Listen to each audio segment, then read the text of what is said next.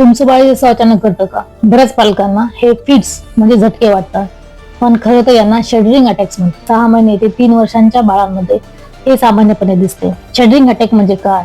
तर डोके, मान आणि पूर्ण शरीर अशा प्रकारे थरथरल्यासारखं करतं. खरं तर ही वर्तणुकीची समस्या आहे, गंभीर समस्या नाही. महत्वाची गोष्ट म्हणजे जेव्हा मुलांना शडरिंग अटॅक्स येतो त्यावेळेस ते पूर्णपणे शुद्धीवर असतात. हा अटॅक काही सेकंदासाठी असतो आणि त्यानंतर मुलं हे नॉर्मली खेळायला लागतात. त्यामुळे पालकांनो, तुम्ही घाबरू नका.